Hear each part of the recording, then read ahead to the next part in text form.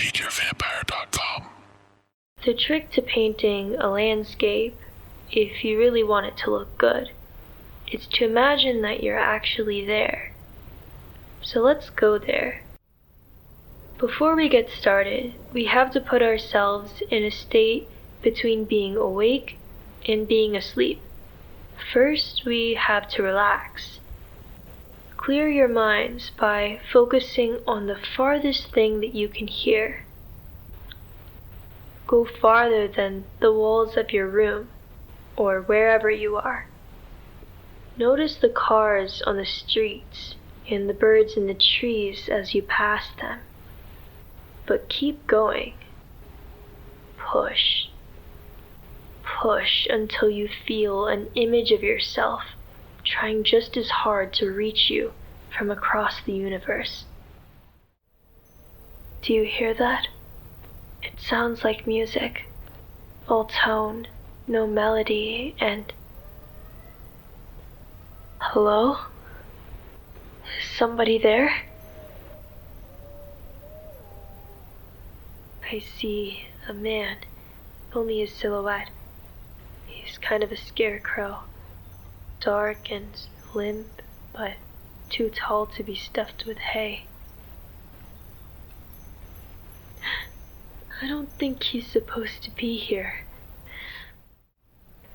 Even though he's far away, you feel his breath tickle your earlobe.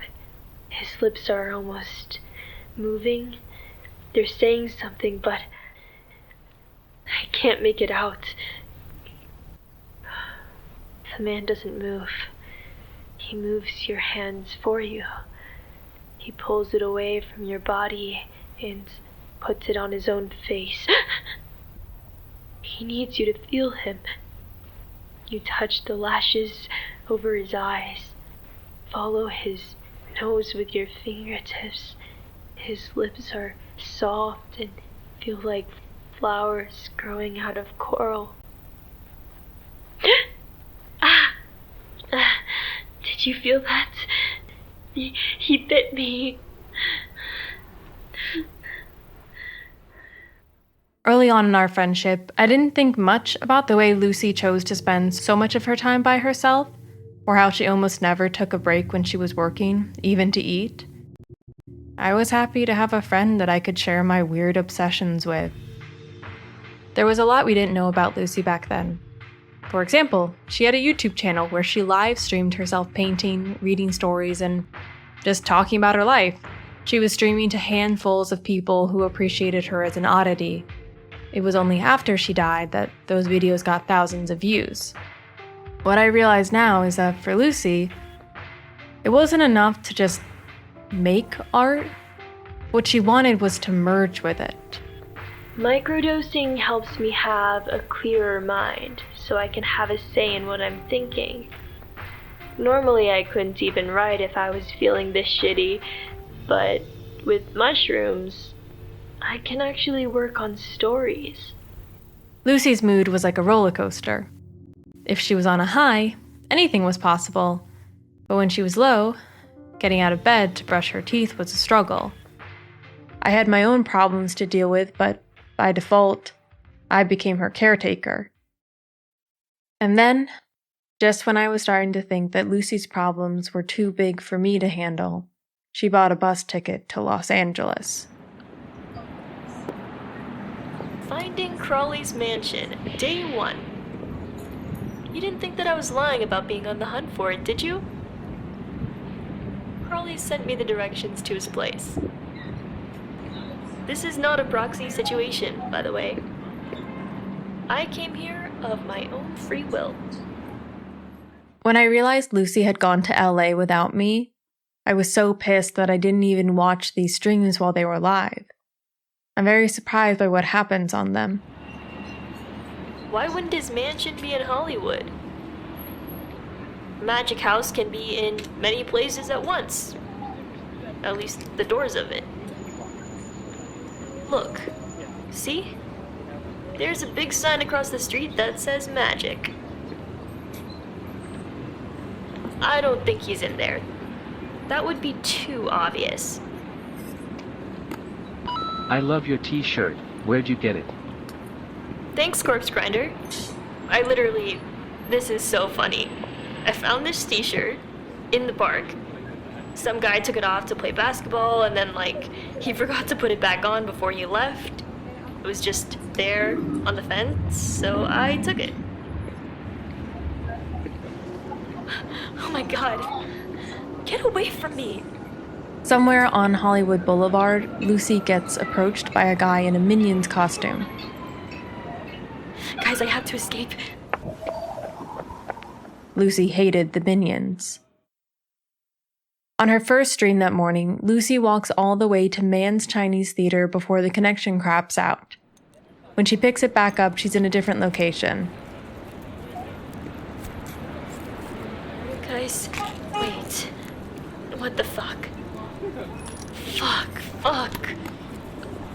I lost my money. Fuck.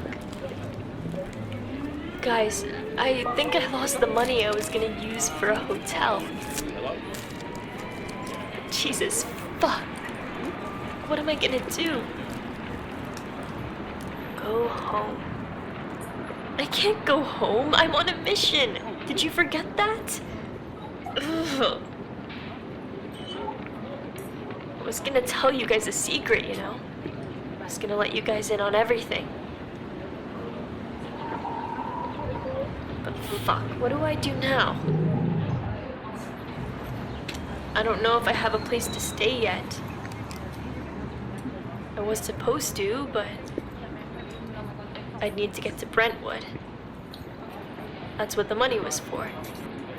Plus, I have to eat and stuff. Ugh, fuck! Start dancing until people give you money. You guys really think people would give me money if I started dancing? Should I try? I don't know. I'll send you $20 right now if you do a shuffle. You'll give me money if I do a shuffle. You better be serious. Dance for me, monkey. Dance for me.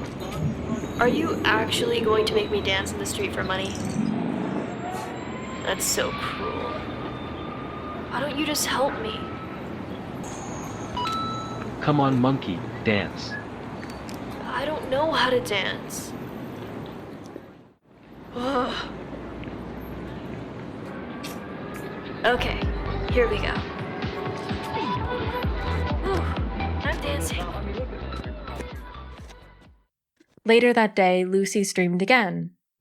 This time, she was on a bus heading, presumably, to Brentwood, which is where she kept saying she needed to go. This is when things get really bizarre. Okay, I told you guys I was going to tell you a secret. The thing is, all these obstacles that have been put in my way for my entire life, all the bullshit, was his way of testing me. Like how my mom and me had to walk all the way here from Mexico, or when my dog was stolen. Did you guys know that I had a dog and it got stolen? Like, who the fuck steals a dog? Even after losing my money today, all that stuff happened because I had to prove myself. Otherwise, he would never have invited me to his mansion. Uh-huh. This might be the craziest thing I've ever heard come out of Lucy's mouth. But that's not what I wanted to tell you. Are you ready? Okay, story time. When I was little, I had a hard time going to sleep at night because I always felt like there was a man in my room. He always stood in the shadows and stared at me with his white eyes. I could tell he wanted to hurt me. Like, even though he was shaped like a man, he was really more like an animal. No, Froggy, I am serious. It was super scary. Anyhow, my mom didn't believe me, so I asked God for help. This sounds crazy, but the next night, there was another person in my room. He was like something between a superhero and a clown, and he chased the scary man away. Yeah, but listen, It was still bad because now there were 2 people in my room at night. So what happened is that the second person ate the first one. Then he killed himself so that I could be alone. But when he died, he left me something. Want to see what it is? I was the monster in your room. Don't you remember me? Look, see? It's like a birthmark, except I wasn't born with it. What do you think it looks like? It looks like a keyhole. Exactly. I think so too. Mwahaha, I'm going to eat you alive, little girl. No, you're not. By this point, Lucy's own chat was concerned for her safety. You're acting weird. Maybe you should go home. Shut up, Froggy. You're weird. I'm not weird. I'm not lying. You're the liar. I told you guys I'm going to Brentwood. That's where his mansion is. I'll be fine, Froggy. Froggy, I said I'll be fine. Froggy, if you don't stop complaining, I'm gonna ban you. From the way she keeps looking down at her phone and how her hands move, it seems like she's texting somebody. Then, abruptly, the stream comes to an end when she gets a phone call. Hello? Hey. Hold on.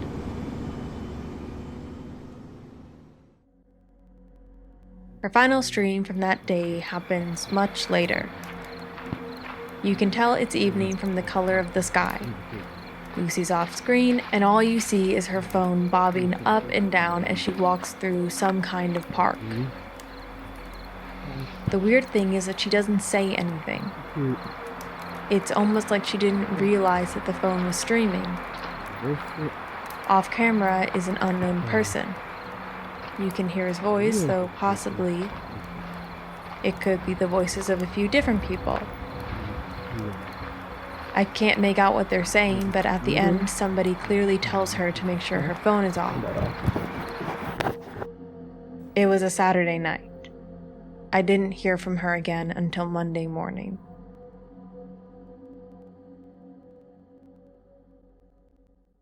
When Lucy came back, she was in a different state of mind.